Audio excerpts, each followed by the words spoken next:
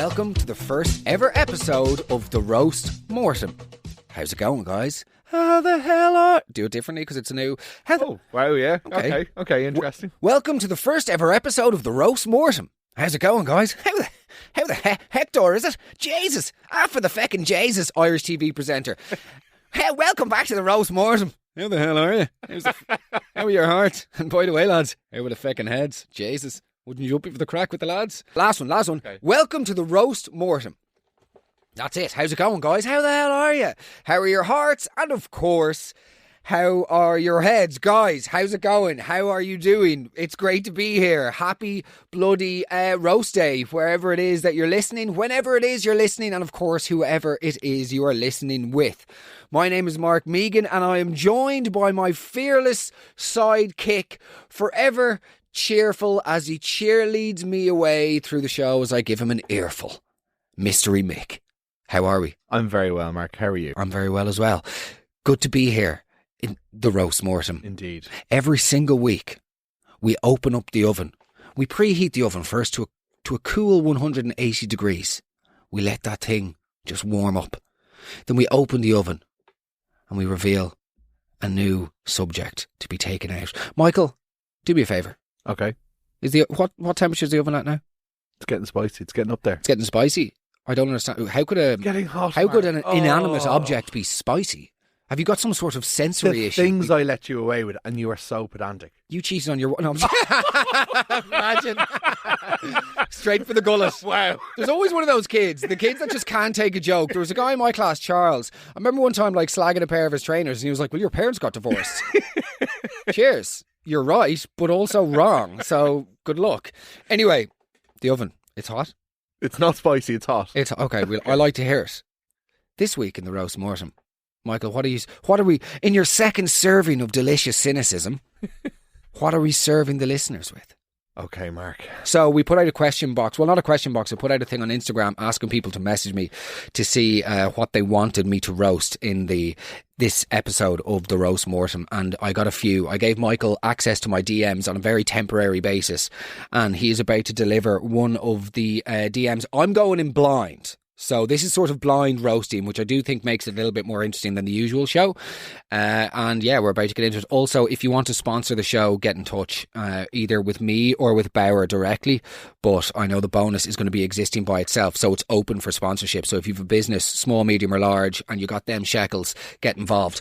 Okay, Mystery Mick, open up the oven there. Okay. Have you got the apron on? I do. Good man. Cook.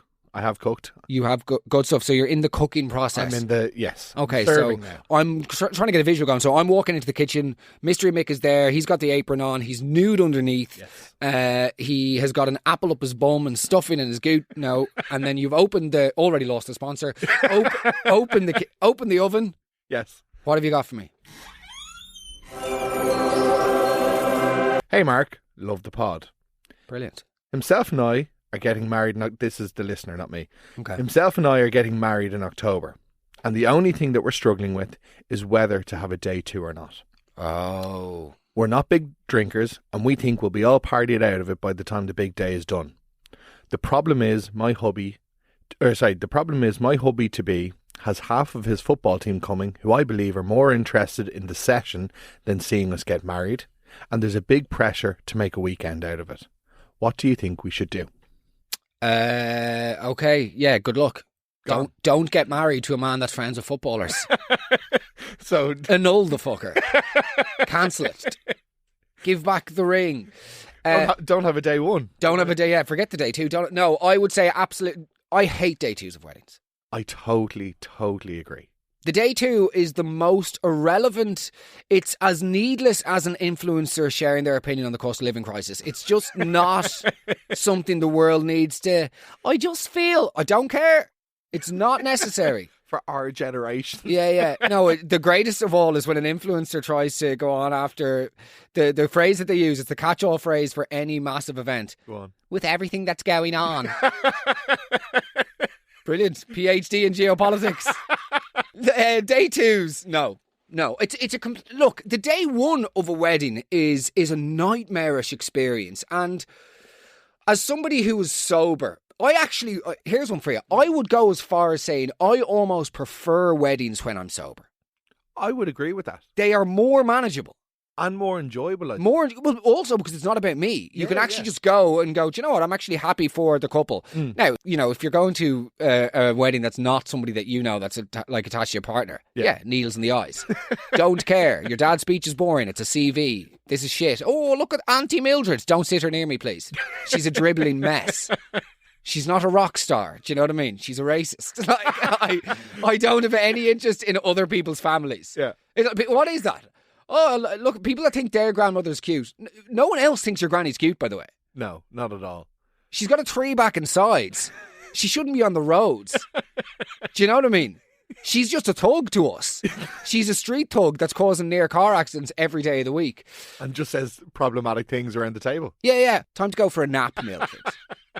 And when I say nap, I mean I'm wheeling you up to Nutgrove, to the old folks' home, dropping you outside on the fountain. I'm tossing you in the Trevi fountain. I'm tossing you in the fountain like a 2-euro coin in the Trevi fountain, where a basic bitch gets a selfie. Roaming around. Brilliant. Think of another caption. I'm sick of it. Oh, can you Copenhagen? Yes, I can. I can't Copenhagen with any of this. These bad captions in Europe. Oh, roaming around. What's another one? Oh, God. Liz Gals. Or no, Portugals. Portugals. I think Liz Gals is the website I was on. Replace the Liz, of course, with Les and Gals with Paul. It's a guitar site. So Gibson Les Paul. Great guitars, good strings. So, good stuff. Back to the weddings. This is, as you might say, my boy, 2 coffees in, derangement levels. The day 2 of the wedding is the least necessary. Okay, one thing I will say, and I was actually only speaking to Darren about this last night. The one thing, and I would give you this advice as I'd give this lady. Please do whatever suits you for your wedding. Like, please, there will be so much noise. There will be a symphony of interference surrounding yourself and Kate and this lady and her partner throughout the entire build-up to their wedding. Everybody sticks their oar in. Like, myself and Dara did things in our own way that was unique to us. We made it ourselves, we made it about ourselves. And at the time we were worrying, are we being selfish? Are we being whatever? But like, looking back, we are so happy. We have no regrets. The only one regret I have is 2 people I invited to the wedding. Oh, yeah. So that's the only regret that I have. There was 2 people that I invited who I was like, I shouldn't invite them, but then sort of sentimentality got the better of me. And I was like, oh, do you know what? Like, maybe you have to honour this like previous part of your life and whatever, because I used to session with these 2 people. I'm definitely struggling with that. And I was like, maybe there was more there, and this time, blah, blah, blah, even though I sort of deep down knew there wasn't. And anyway, invited them.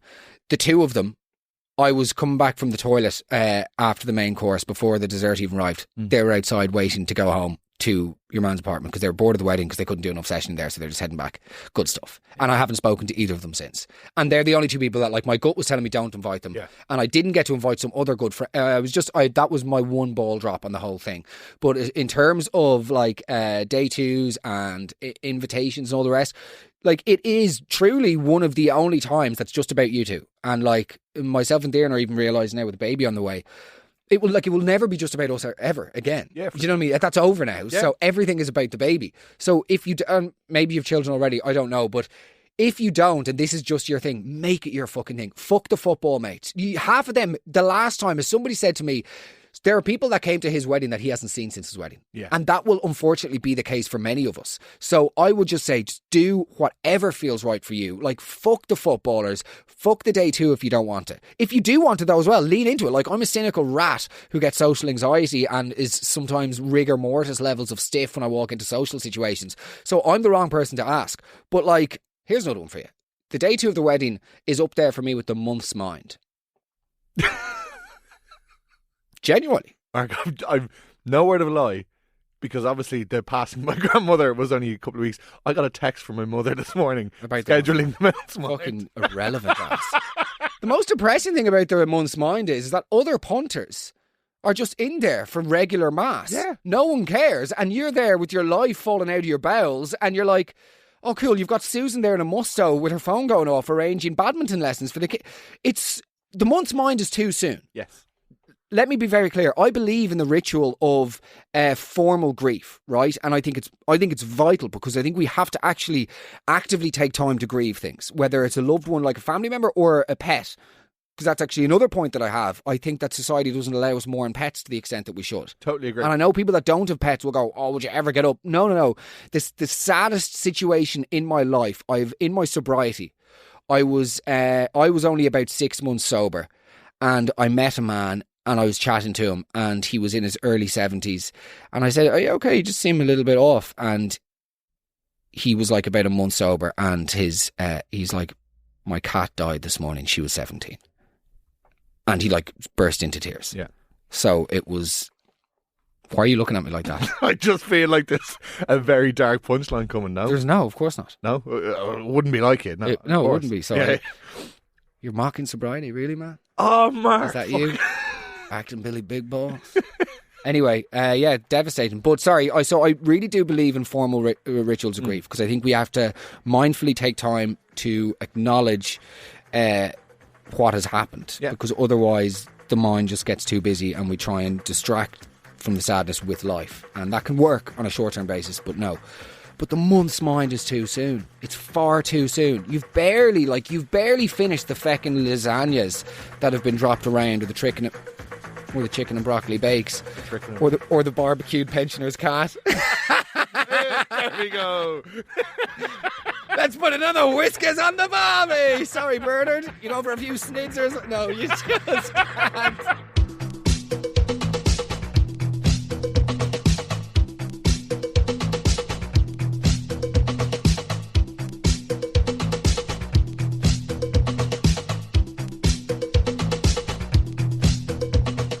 Day twos of weddings. It's a nonsense. It's a complete nonsense. It's over. I think you're getting married. Yeah. Next year. Mm-hmm. June 2026. June 2026. Who's the invigilator or whatever it's called? The invigilator, it's an exam, is it? Some might say marriage is, mate. By the way, you're failing so far. Go on. The officiant, celebrant, solemnizer, Mr. Megan. Let's go. Yes. So I'm giving Michael away at his wedding. Or no, I'm not. I'm doing whatever. Yeah. It's my day. It's your day. Are you doing a day too? Because we're doing it abroad, there will be a level of, not obligation, but I feel like we will do something. But it will be very relaxed. It will be in the evening. And if people want to come, they can. And if they don't, it will not bother us in the slightest. So I actually disagree with the evening day two. Okay. I think a day two should happen hair of the dog. Really? I think and this is as somebody who obviously is a recovering alcoholic, doesn't drink anymore, but I can totally get behind a day two if it's like, let's just fucking get up and get back on it and keep the party going. Yeah. If there's too much of a gap, right, I think by 5, 6, I understand the intention is to make it easier for people, let people like, steady themselves, gather themselves, sort out the childcare, whatever. But I think there's too much of a space then between the previous night, which is the wedding, and the party. It's over. So I think the answer is to, like, if you're having a day two, have it first thing in the morning. Literally. I want the mother of the bride to stand over me with 2 naggins over her nipples, spraying them at me going, let's fucking go, baby. Okay, can I help you see the reality of that, though? Oh, please do. I was just at a wedding this weekend. One of my best mates got married. Genuinely beautiful wedding, and one of the better day twos I've been at. Did they choose the suit for you, by the way? No. Oh, no. Oh. Did they not? No. Oh. Did you want to open that up a bit? Go on. Fuck you, Mark. Oh, God. Resentment. You ever seen Bridesmaids? Go on. Find a new fucking co-host, will you? Muttley. Oh, gee. Go on. You know Muttley from Wacky Races? No, I'm aware. I'm aware. No, but the reality of an early day two. Yeah. A lot of the lads are bald. They're sitting in a beer garden. It was a lovely day. And they're just like... Wait there. The reality of a day two is that a lot of the lads are bald. In terms of when you're sitting down to do the dreaded wedmin, bald man is very much not high. Okay, so we've got steak, and then we've got a few non-meat options. Yeah, what are we going to do for the bald guys? Okay, go on. Sorry, continue your point, but that is a loose segue. Go on, though. What I'm trying to say, Mark, is that there is a lot of Irish men who don't necessarily take care of themselves. Yes. Literally boiling in a smoking area from, the midday sun. Yeah. Just melting. Yeah. Blisters literally, developing on their head. Well, Irish men famously don't like Irish. At the moment, we're having good weather. Yes. Irish people across the board are not wearing enough SPF. No. And this is a hill that I am going to die on. And I think in around 5 years, the entire country will go, how the fuck were we walking around every day? Like, we will look at not wearing SPF in the same way that we now look at smoking. Totally. Because we will just be like, Jesus, Ireland has the highest skin cancer rates. Yeah. Across Europe, I think. I think it's like, and it's on the increase. It's shocking. The only cancer in my family, genuinely. Is it? Like, I'm so lucky on both sides of my family, but skin cancer, nah. Yeah. Look. Yeah. And by the way, the worst thing about it is it's the most preventable. Oh, absolutely. SPF every single day. Every single day of the week should be wearing SPF. Irish lads, like, there's a certain subset of Irish man, and forgive me now if this sounds ageist, but they're like 55 to 75. I saw a guy last week and I genuine like cowhide. That guy hasn't been within 4 inches of a bottle of sun cream in his entire life. He is just like, he is literally like a point of principle that they don't put it on. Yeah, it's genuinely. Sure, at all times. It doesn't. Yeah, you are yeah. literally dying. You're cooking yourself, actually. You're poached. Interesting accent that you did for that one, but I completely. I've seen this guy and he's so leathery. I'd be surprised if Daniel Day-Lewis didn't like relocate to his lower back to try and make shoes there for a month. Daniel, like, relax. You're a good. You don't. Oh yeah, I should probably move to China. You don't need to move to China, Daniel. Okay, I'll tell you what really, really annoys me, and this is from my drinking days. The revisiting of every single thing from the night before. Oh, Mike. How are you, Chief? Sorry? Yeah, how are you, Skin? What time did you call it at then last night? It doesn't matter. I don't know you, man. You're the husband of my wife's school. I'm never going to talk to you after this. It's over. I had to endure a 7-minute conversation with you about Breaking Bad over the starter yesterday. By the time the amuse-bouche came, I was ready to throw myself into the sea. I've never seen Breaking Bad. You're the worst salesman for Breaking Bad ever. Yeah. Oh my God. Yeah. Geez, what time did you guys call it last night? It doesn't matter what time. I don't care. Oh, did you see the person dance? Yeah, we all saw it. The chat at weddings is completely poisonous. Awful. But I feel the one saving grace about a day two is that at least by then people are like, the veneer of wanting to integrate with the rest of the group is completely gone. You don't need, it's just, it's over. Yeah, but I do think there's those people who they consider themselves, I'm great with people, and they still potter around. Just go away. I am done with you. Our day two, we didn't expect it, but actually, geez, we had this amazing band. It blew the roof off the place. Oh, did it, yeah? Some lad who can do a 90s rap in the middle of fucking... he'll do Alice DJ Better Off Alone and somehow shoehorn in Eminem Without Me, and the crowd goes wild. This is aural Guantanamo. This is next to accidentally poking an earbud too far in your eardrum, you know, when you're doing that. Yeah, this is the worst torture of the ears. Yeah. Like, the music. I've been roaming around. I'm gone. Are you back at the Trevi Fountain, are you? Always looking down at all I see. What is that Irish singer's? You know that I could use somebody. Yeah. It's that Ronan Keating in the bath. Sort of Ronan Keating with the hearing issue. It's the day twos, the music of there's nothing like a good band. Yeah, there is. Good music. Yeah. Or home. Just go home. Oh, and then are you going to feed us at the day two? Oh, no, we thought it'd be much easier to have small plates. Really? So I'm going to stand here in the pub, right? That's awash with morons. Now, there's a crowd like the fucking Croke Park on the day of an All-Ireland to get through, where some lazy 17-year-old has put 3 platters of spring rolls, which are more of an insult to Chinese culture than Wuhan, or the fucking Chinese burn, or the Chinese whispers. Can we just lay off the Chinese, please? Incidentally, that's what my bloody doctor said to me 3 months ago. Just lay off the Chineses. But you know what I mean? Oh yeah, cool, we've just got a platter with spring rolls, those little mini spring rolls, which I could have 17 of. They're like Tang Fastics. I could devour a platter before noon and still be hungry. Then you've got sweet chilli sauce, where you've got Aunt Mildred double dipping as well. So you've got her then lipstick going into the sweet chilli dip, okay? And then you've got something that looks like garlic and herb dip, but it's actually blue cheese. So you dip a samosa into it, gone. So you've got the samosa. This is like the genuine attempt at multiculturalism on these platters is totally absurd. You've got a slider, okay? Then you've got a samosa, which is literally just peas and muck. And then you've got a mini springer, and then prawns and filo pastro. To say that they're not pastry, damn. To say that they're not real prawns as well. No, that's not at all.